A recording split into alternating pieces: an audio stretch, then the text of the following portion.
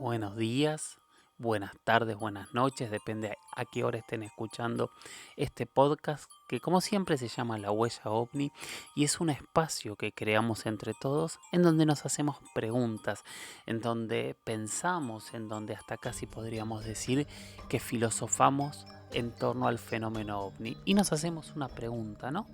¿Qué es lo que hay? ¿Qué hay más allá de lo que conocemos? ¿Qué hay de verdad en todo lo que nos dicen tantos quienes admiten como quien niega el fenómeno? Y para eso estamos, ¿no? Para hacernos esas preguntas, a veces las indicadas y a veces preguntas que nos llevan a conocer historias maravillosas. Yo soy Jorge Luis Zuckdorf, a mí me encuentran en redes, en Instagram soy Jorge Luis S oficial, en Twitter soy Jorge Luis S _77. Tengo un mail que es las historias de George, las historias de George @gmail.com. Les pido que pongan seguir a donde estén escuchando el podcast, ya sea en Spotify, en Spreaker, en Evox, en Apple Podcast, en la plataforma de podcast que estén escuchando, o si lo están escuchando por YouTube, también pongan seguir, así cada vez que se sube un nuevo episodio les va avisando. Como siempre digo, tal vez los aburra, ¿no? Pero yo no me voy a cansar de agradecerles los mensajes, las experiencias, los comentarios, todo lo que me mandan, que para mí es fantástico, maravilloso, y gracias, gracias y eternamente gracias por todo eso. Hoy tenemos un programa completo, interesante. El próximo que me escribió fue Lucas Lovecchio. Lucas me hizo dos preguntas, la verdad que ya tienen un montón de tiempo, así que por ahí están un poco desactualizadas, pero te pido disculpas y es el momento que toca responder y las voy a responder. Su primera pregunta es opinión del informe de la NASA que hace Filonews y después me pregunta qué es lo más sorprendente que escuché en entrevistas que hice. Vamos a ir a la primera parte, que es la más importante. Filonews es un sitio de noticias, un poco New Age, descontracturado, con muchos periodistas, con mucha opinión, que se hace en Argentina y obviamente se consume en gran parte del mundo de habla hispana. Hace un tiempo, un locutor muy reconocido en Argentina, que se llama Lalomir, encabezó un informe sobre la NASA y los ovnis. Entonces él hacía preguntas y las respondía uno de los tipos que tengo que decir que más admiro, que se llama Pablo de León. O sea, somos medianamente amigos, nos conocemos hace casi 20 años. Él participó en mi primer serie, una serie de astronomía que hice para un canal argentino de documentales que se llamaba TV Quality, y a partir de ahí empezamos a pensar muchos proyectos que al final nunca pudimos concretar. Es la persona que envió el primer paquete de experimentos argentinos al espacio, es el primer argentino que voló en gravedad cero, ganó un concurso de diseño de trajes espaciales para la NASA, hoy trabaja en los habitáculos que posiblemente utilice la primera tripulación que vaya a Marte. Es una de las personas que más admiro y que tiene una capacidad de trabajo asombrosa e increíble. Bueno, siempre con el tema OVNI, que lo hemos hablado no tantas veces, porque él es muy taxativo a las respuestas, que si ven este informe se van a dar cuenta. Siempre lo descartó desde un punto de vista ridículo, que está bien, es una opinión, respeto todas las opiniones, yo tengo la mía que es distinta, en algunos puntos entiendo su planteo y coincido, en otros no.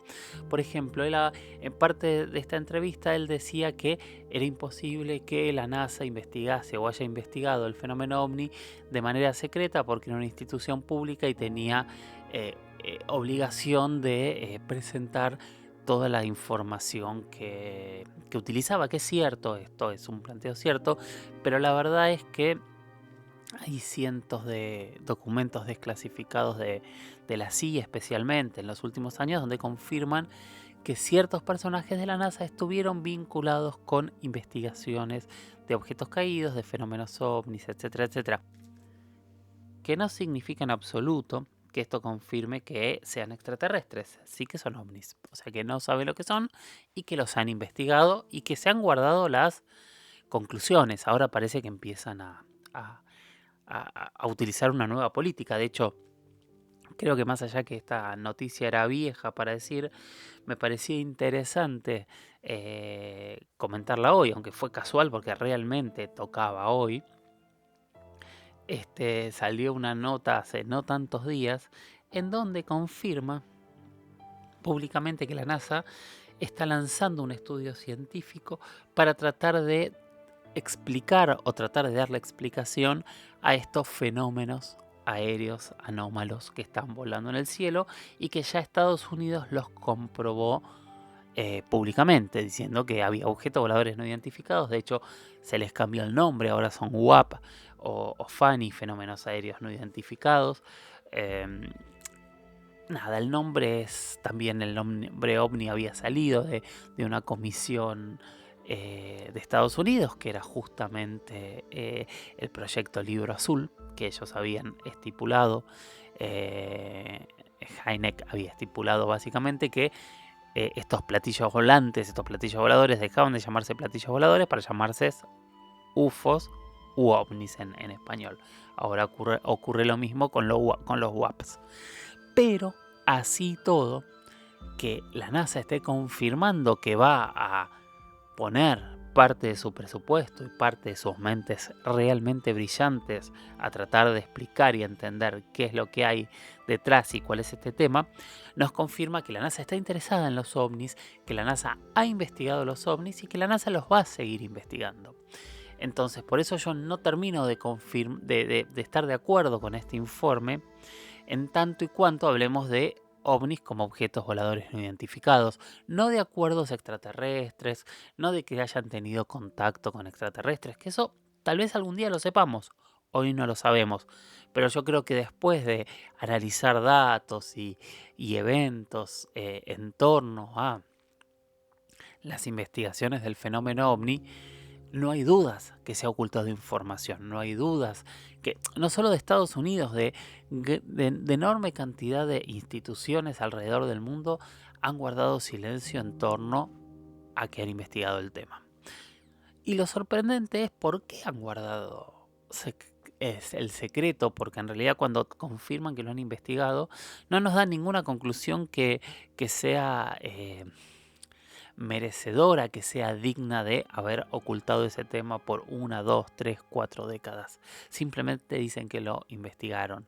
Creo que las conclusiones reales no han salido a la luz y ojalá algún día salgan a la luz para que podamos entender por qué se ocultaban estos temas, por qué no se decían que se investigaban. Obviamente que una de las opciones posibles y reales es por miedo al ridículo que puedan decir. No decimos que investigamos estos temas porque no querían que nos tilden de ridículos. Que es probable y es posible, sin dudas es probable y es posible. Pero si esto es de esta manera, son demasiadas investigaciones como para pensar en el ridículo. Sobre todo porque cuando se investiga es que hay algún hecho concreto y real que requiere de una investigación. Entonces, en la propia investigación, el temor al ridículo se debería haber acabado automáticamente y de manera lógica.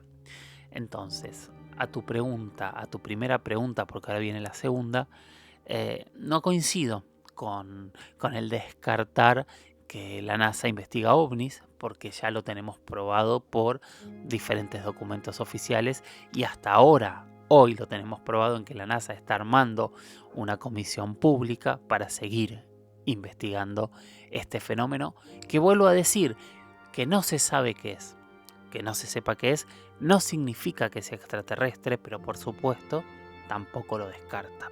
Entonces, hoy estamos parados ante un fenómeno distinto, un fenómeno que sabemos que las grandes instituciones están intentando darle una explicación pública y tal vez eso ayude a que pronto esa explicación exista. Y la siguiente pregunta que me hacía el propio Lucas Lovecchio es: ¿qué es lo más sorprendente que escuchaste en una entrevista que hiciste? Bueno, como saben, mis entrevistas están subidas y se suben todas las semanas, o intento subir una por semana, a YouTube, las entrevistas completas para que ustedes las puedan ver y sorprenderse conmigo.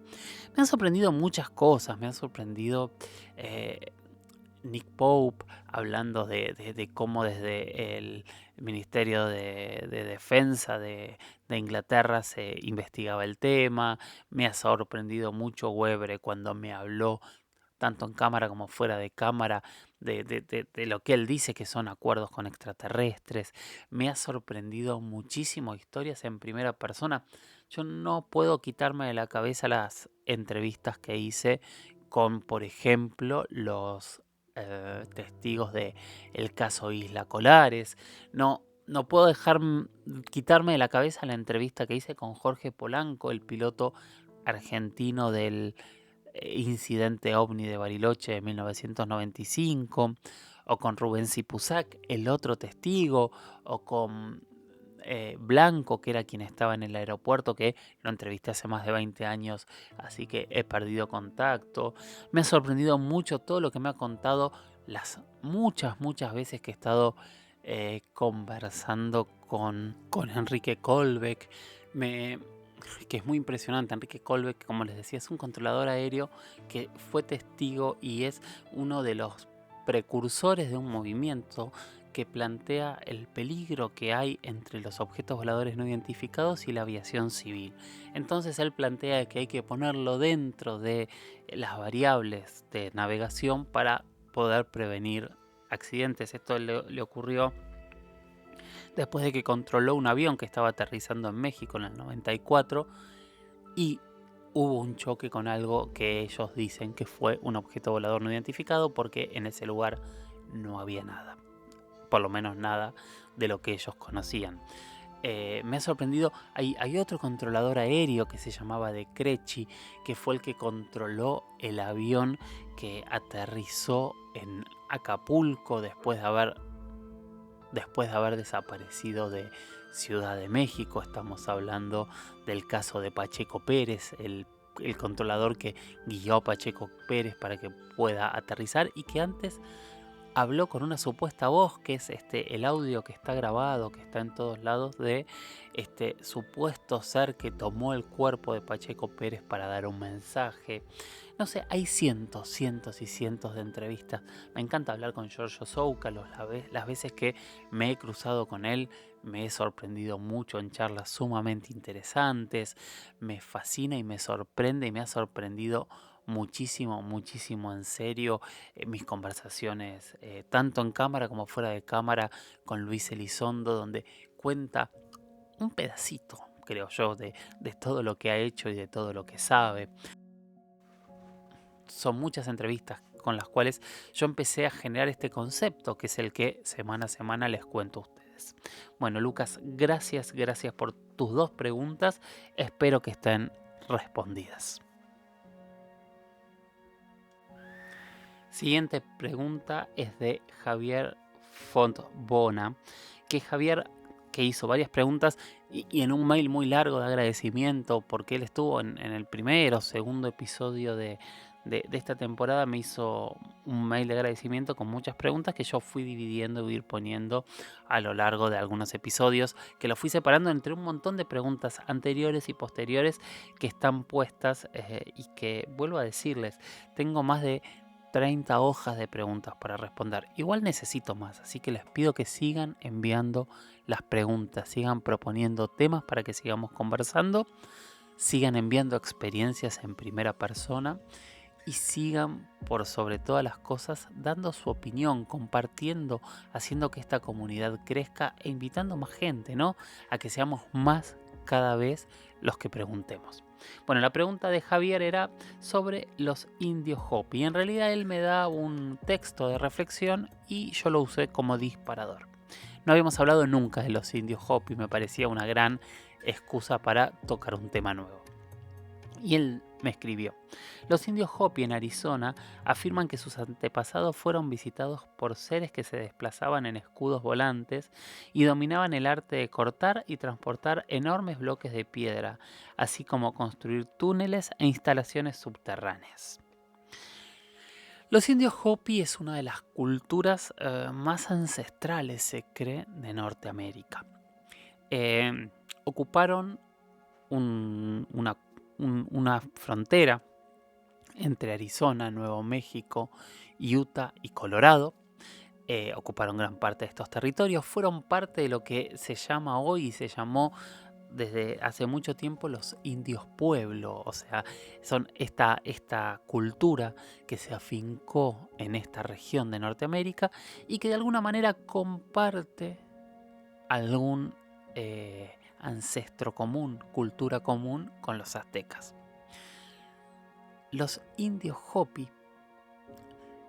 sorprendieron al mundo hace ya más de 10 años, antes del 2012, cuando se empezó a hablar del fin del mundo y del calendario maya y de la profecía maya, y se encontró que los Hopi tenían, no se encontró para el mundo, por supuesto había muchísima gente que ya lo sabía, tenía una leyenda, una profecía muy similar, y que aparte habían dividido el mundo de la misma manera que los mayas lo habían dividido, al menos en el Popol Vuh, no en todas las leyendas mayas, porque en realidad los mayas varían de dioses, varían de ciertos rasgos culturales. Fue un imperio muy largo y que realmente tenía como...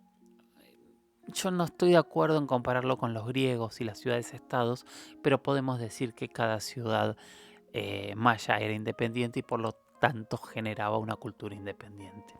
Como saben, la gran mayoría de los escritos maya y la información maya fue quemada por Fray Diego de Landa y por otros frailes.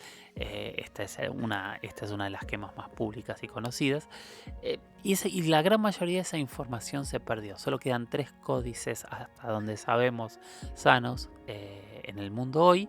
Y queda un libro que en realidad es de la última época, es de la época tardía de los mayas. Es un libro que en realidad era una leyenda de tradición oral y que un sacerdote, para protegerlo y cuidarlo, lo tradujo a escritura.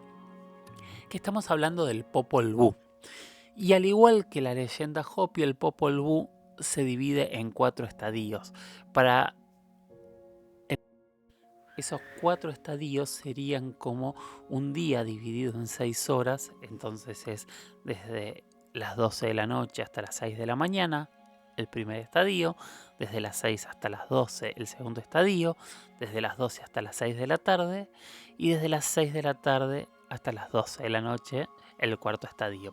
Lo que ocurría era que en realidad en el 2012 se habría cumplido ese cuarto estadio de las 12 de la noche y se habría empezado el nuevo día.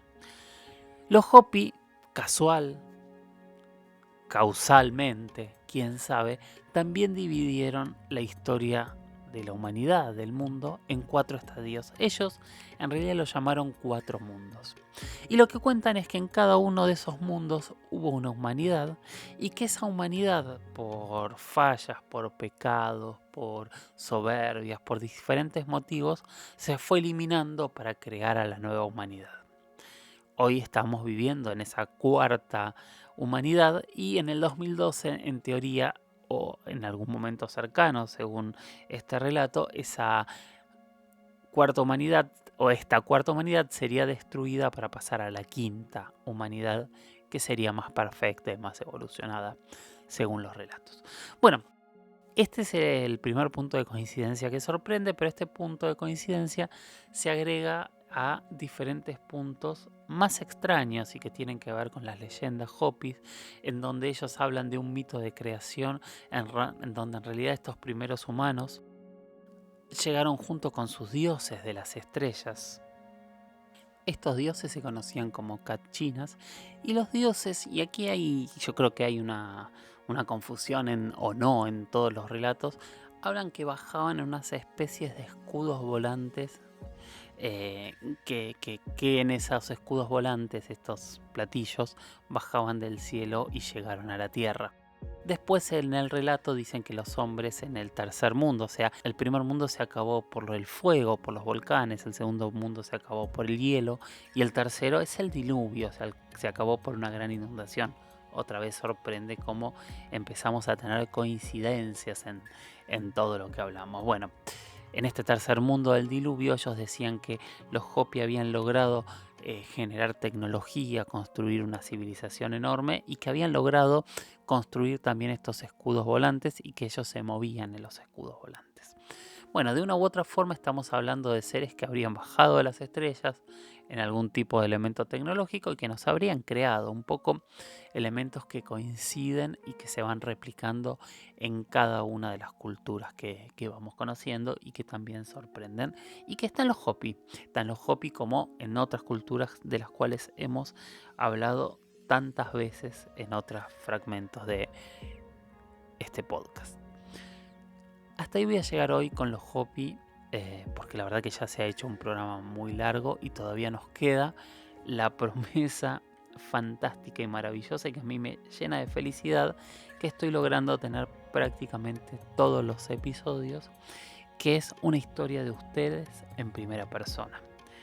Hoy es la historia, son varias historias de una persona que nació y vivió en Bariloche, por lo que entendí, pero que después se fue a vivir a Buenos Aires, o se vino a vivir a Buenos Aires, y ahí es donde tuvo las historias. Así que vamos a escuchar lo que tiene para decirnos Nicolás Andrés.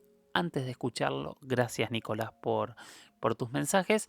Y aprovecho para insistir, mándenme más historias, mándenme audios y esos audios yo los pongo al aire para escuchar entre todos, sin juzgar, pero para poder hermanarnos, poder entender las experiencias que todos hemos tenido. Hola Jorge, ¿qué tal? Un gusto, acá Nicolás. Bueno, había quedado mandarte un audio. Bueno, primero que nada, yo soy músico, un ciudadano de pie como cualquier otro, que tuve la suerte de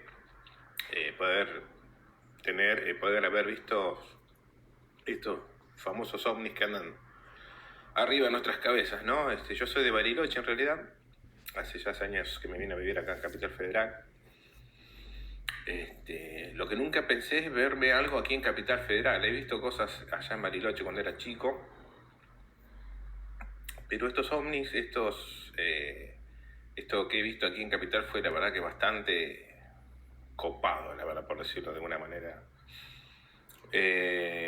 Así que ahora te voy a comentar que estos audios son de 1 minuto. Me quería presentar más que nada y quería contárselo a alguien que está en el tema. Bueno, te cuento, estábamos en Flores en el 2018, creo que fue, en la casa de una amiga. Tenía una terracita y ella estaba en la casa, era de noche, la tipo 9 de la noche, 9:30, y estaba hablando por teléfono adentro con la madre. Y yo estaba fuera en la terraza, como siempre me gusta estar mirando al cielo, ver pasar alguno que otro avión comercial. Y de golpe veo una luz incandescente que estaba estática, titilando una luz muy fuerte, a una altura donde pasan los aviones comerciales, allá bien alto, y de golpe esa luz zigzaguea y se va a otro punto, desaparece y se va a otro punto como un zigzag, y se para en seco y vuelve a hacer otra vez, se queda quieta ahí, luego hace otra dirección zigzag para el otro lado, a una velocidad increíble y aparece en otro punto, y así hace como 3-4 zigzags, que vos decís, a esa distancia, de tal punto a tal punto que se fue, son kilómetros de distancia, porque están allá arriba donde van los aviones. En ese momento, cuando veo, no dudé en quedarme ahí. En un momento dije, voy corriendo y le aviso a mi amiga, pero digo, mientras entro a la casa le aviso, ¿sabes cómo voy a perder esto? Así que me quedé disfrutando ese avistamiento que fue espectacular. Esa luz, la verdad que no lo podía creer, lo disfruté tanto que lo conté, lo he contado a mis amigos, ¿viste? Ya sabes cómo son cuando uno lo cuenta a alguien que no cree o no diga o no le interesa porque nunca vio nada, bueno, pero lo contaba, necesitaba contárselo a alguien del palo, como bien se dice.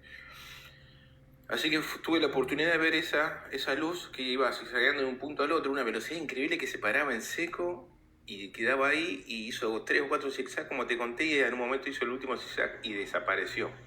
Eso fue uno de los avistamientos más alucinantes que vi, y ahora te voy a contar otro que también vi en Capital Federal. Y el otro avistamiento fue, yo vivía en Boedo, Avenida San Juan Independencia, estaba en Colombres Independencia esperando el 127 para ir a la casa de mi novia. De golpe veo, pasando por los edificios, una luz blanca muy potente que iba a una velocidad crucero, y me llamó la atención porque no era un avión, evidentemente no tenía las luces de las alas que titilan, no era un avión. Y en un momento se lo iba a perder por los edificios, me cruzo la calle para seguir viéndolo, y en algún momento esa luz gira a 45 grados hacia el espacio, pero se hizo como un hilo rojo, incandescente, un hilo así finito, a una velocidad, y se perdió allá, se perdió en el espacio. Eso fue también alucinante. Una velocidad pero increíble, o sea, no sé, como suelen decir, supersónica, no sé. Eso fue un avistamiento en Capital Federal. Bueno, disculpa Jorge, gracias por darme esta oportunidad, y a Juan Jesús Vallejos también me comuniqué con él para mandarle el mismo testimonio. A él se lo mandé, creo que me grabé en YouTube, sí, en YouTube me grabé, para que sea más el audio que sea de una sola vez, pero nada, espectacular lo que hacen ustedes, y los veo, sigo los programas y demás, sigo a varias personas que se dedican a esto, ¿viste? Como para ir chusmeando y demás. Y tener en cuenta que por ahí hay gente que ve lo mismo que uno. Así que gracias por estar ahí, gracias por seguir escuchando, gracias por llegar hasta este punto del programa. Recuerden seguirme en redes, en Instagram, @Jorge Luis S Oficial, en Twitter, @Jorge Luis S-77. Pueden enviarme un mail a las historias de George, las historias de George, @gmail.com. Pueden hacer lo que quieran. Yo trato siempre de responder todo lo que me van preguntando, y quiero agradecerles por todo el apoyo que me dan todo el tiempo. Sigamos enviando preguntas. Recuerden que cada una de sus preguntas es una piedra que forma la estructura de este podcast. Es como yo digo, es la columna vertebral, y es la carne, es la sangre que alimenta estas historias que escuchamos en una semana. Gracias por estar ahí. Sigan mirando las estrellas. Sigan preguntándose lo mismo que se preguntaban nuestros ancestros, y sigan capacitándose. Y tal vez, solo tal vez, todos juntos o cada uno por separado, algún día tengamos las evidencias que necesitamos para que nuestras respuestas sean definitivas. Y mientras tanto, sigamos haciéndonos las preguntas correctas. Gracias por estar ahí, y nos escuchamos en el próximo episodio. Chau, chau.